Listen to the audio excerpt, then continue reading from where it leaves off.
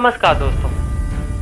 आखिर नेपाल क्यों जल रहा है? इसके पीछे कौन सी मेन वजह है जिससे नेपाल में इतना ज़्यादा प्रदर्शनकारी लोग नारेबाजियां कर रहे हैं और लोग सड़कों पर उतर आए हैं और सरकार पर दबाव बढ़ता जा रहा है।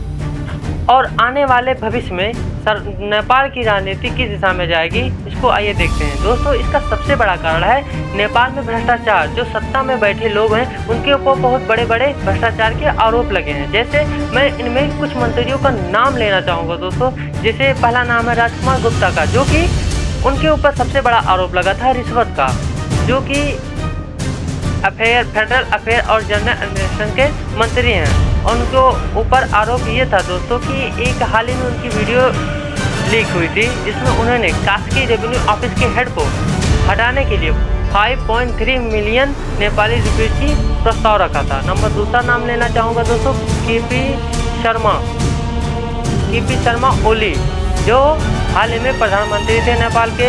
उनके ऊपर सबसे बड़ा आरोप था दोस्तों नेपोटिज्म और अपनी शक्तियों द्वारा भ्रष्टाचार को संरक्षण करने का। तीसरा नाम लेना चाहूँगा दोस्तों, पुष्पकमल माधव प्रचंड को, जो कि पूर्व प्रधानमंत्री रह चुके हैं नेपाल के। उनके ऊपर सबसे बड़ा आरोप था दोस्तों जमीन घोटाला तथा संपत्ति संरक्षण का। और चौथा नाम लेना चाहूँगा दोस्तों चंद्र बहादुर का, जो कि पूर्व चेयरमैन रह चुके हैं नेपाल बैंक लिमिटेड के, और उनके ऊपर घूसखोरी का भी आरोप लगा था। दोस्तों, दूसरा सबसे बड़ा रीजन है नेपोटिज्म यानी परिवारवाद। ओली की सरकार में चाहे सरकारी नियुक्तियां हो या राजदूतों की नियुक्तियां हो, दोनों में ही परिवारवाद बेहतर तरीके से शामिल है। जैसे ओली के रिश्तेदारों में से डॉक्टर अंजना साक्य को राष्ट्रपति की अनुशंसा पर नेशनल असेंबली का सदस्य चुना गया। और दूसरा है पुष्पकमल प्रचंड, जो कि पूर्व प्रधानमंत्री रह चुके हैं नेपाल के। उन्होंने अपने चचेरे भाई दहाल को नेशनल असेंबली का अध्यक्ष चुना गया।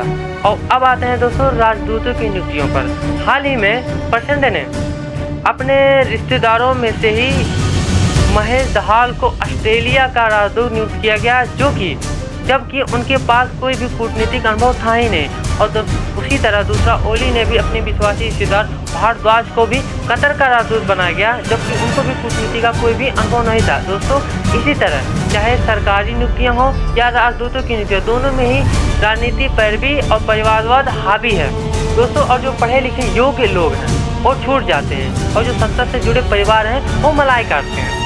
तो जब इन भ्रष्टाचारों और नेपोटिज्म को देखते हुए जेन जी के जो नेपाल के युवा लोग थे, उन लोगों ने सोशल मीडिया पर ट्रोल करना चालू किए और हैशटैग चलाए, जैसे nepo kids and nepo babies जैसे। और जो पॉलिटिशियन के बच्चे थे तो वो टिकटॉक और रेडिट जैसे सोशल मीडिया प्लेटफॉर्म पर अपनी वीडियोज़ को पोस्ट करते रहे और वायरल होते रहे। और इन सबको देखते हुए और अपने वीडियोज़ में उन लोगों ने लग्जरी लाइफ स्टाइल को दिखाया और महंगी पढ़ाई को दिखाया, जो और गुच्ची के बैग को दिखाया, जो कि आम जनता की दुर्दशा से कहीं ज़्यादा थी। और उन लोगों में आक्रोश की भावना पैदा हो गई। और इन सबको देखते हुए उन लोगों ने एक स्लोगन चलाया दोस्तों, जिसे बोलते हैं कि हमारा टैक्स तुम्हारी रैसी नहीं चलेगी। और इन क्लिप्स को टिकटॉक और रेडिट जैसे प्लेटफॉर्म पर एक क्लिप की तरह यूज किया गया। और उन लोगों ने एक कहा कि जब पॉलिटिशियन के बच्चे विदेशों से आते हैं तो गुच्ची का बैग लेकर आते हैं, और जो हमारे बच्चे विदेशों से आते हैं तो ताबूत में बंद होकर आते हैं। तो इसका तीसरा सबसे बड़ा रीजन है बेरोजगारी, जो कि वर्ल्ड बैंक के अनुसार नेपाल में बेरोजगारी 20.8% है। और नेपाल की युवा बहुत ही बड़ी मात्रा में विदेशों में माइग्रेशन करते हैं, यानी विदेशों में जाते हैं काम करने के लिए। खाड़ी देशों में जैसे ऑस्ट्रेलिया हो गया, मलेशिया हो गया, इन देशों में जाते हैं काम करने के लिए, जो कि दोस्तों विदेशों में काम करना बहुत ही मुश्किल होता है अपने देशों को कंपेयर में। तो हद तो तब बढ़ गई जब सरकार ने यह तय किया कि हम सोशल मीडिया के ऐप्स को बंद करेंगे। सरकार का इसमें तर्क ये था कि सोशल मीडिया से रूमर्स फैलते हैं, धोखाधड़ी होती है, साइबर फ्रॉड होते हैं इससे ज़्यादा। पर ज़रा दोस्त आप खुद ही एक बात पर गौर करिए कि जो माइग्रेशन किए हैं हमारे देश के लोग बाहरी देशों में जो कमा रहे हैं, उन लोगों से कम्युनिकेशन का साधन क्या होगा? सोशल मीडिया ही होगा, जो कि सरकार इसे बंद करना चाहती है। और एक चीज़ और दोस्तों इसमें शामिल था कि जो सरकार के भ्रष्टाचार थे, इन सब की एक्टिविटी को वो सोशल मीडिया पर ट्रोल कर रहे थे, जो कि माध्यम है सोशल मीडिया के ऐप थे। जब उन लोगों को बैन करना चाह रहे थे, पूरी तरीके से कंट्रोल करना चाह रहे थे जनता के ऊपर, इससे जनता और भी भड़क उठी। दोस्तों, कोई भी डेमोक्रेटिक कंट्री में दोस्तों जब जनता के ऊपर कोई भी पॉलिटिकल पार्टी पूरी तरीके से कब्जा करना चाहती है, तो वो चाहती है कि जनता को हमारे द्वारा की गई एक्टिविटी की बहुत ही कम जानकारी मिले। दोस्तों, इस मॉडर्न ज़माने में सबसे बड़ा जानकारी का माध्यम होता है सोशल मीडिया के ऐप, जैसे इंस्टाग्राम हो गए, यूट्यूब हो गए, वेबसाइट हो गए, ये होते हैं। और दोस्तों, और जो माइग्रेशन करते हैं दोस्तों, बाहर देशों में कमाते हैं, उन अपने परिवार से बातचीत करने का माध्यम भी है व्हाट्सएप हो गए, फेसबुक हो गया और सोशल मीडिया के ऐप्स हो गए। जब ये सब चीज़ें बंद हो जाएंगी तो वो अपने परिवार से कैसे कम्युनिकेशन कर पाएंगे। दोस्तों, जो जनजी युवा थे उन लोगों ने फ्रीडम ऑफ स्पीच को दबाने का कोशिश किया सरकार के द्वारा। इन लोगों में इस तरह की आक्रोश की भावना ज़्यादा बढ़ गई।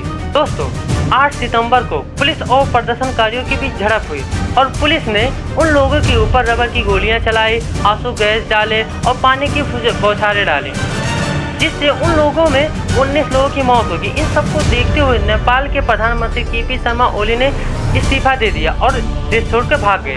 इसका अंजाम यह हुआ दोस्तों कि वो जो जनजी युवा थे उन लोगों में बहुत ही ज़्यादा क्रोध की भावना पैदा होगी और यहाँ तक कि पुलिस स्टेशन को जला दिया गया, ऊर्जा मंत्री के घर से पैसे उड़ाए गए और उनके घर को बंगले पे भी फूक दिया गया और संसद भवन पर भी कब्जा कर लिया गया और वहाँ तक कि पूरी तरीके से तोड़ फोड़ कर दी गई।